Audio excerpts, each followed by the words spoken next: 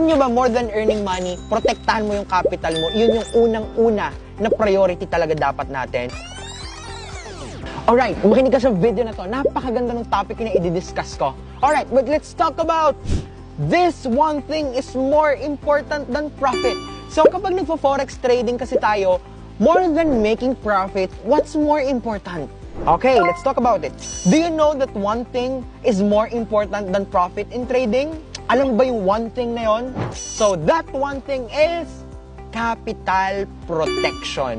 Alam nyo ba, more than earning money, protektahan mo yung capital mo. Yun yung unang-una na priority talaga dapat natin. Why is capital protection more important? Our capital is what allows us to trade the markets. Number one, hindi ka kasi makakapag-trade kay market at hindi ka mag-earn ng profit kung wala kang capital. Kaya you have to protect your capital at all cost. Okay? Next, we can earn and learn as long as we have the money.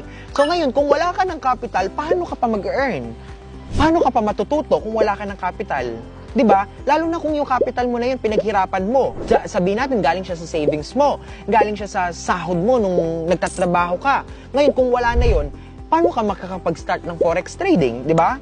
Then last is, it helps us turn from a gambler mindset to a disciplined mindset. Kasi kapag ang top priority natin is yung pagpoprotect natin ng capital, magiging disiplinado tayo. Hindi tayo magiging gahaman sa pera. Kasi kung earning ng profit lang yung magiging priority natin more than protecting our capital, para kang magiging sugarol. Kapag natalo, babawiin yung natalo. Kapag nanalo, dodoblehin yung panalo. Well, hindi po ganun ng forex trader.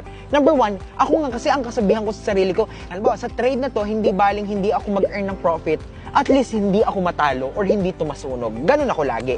So, ikaw, tatanong kita, alam mo na ba ito ngayon? O ngayon mo lang nalaman? Now, do you practice capital protection? Let me know in the comments below.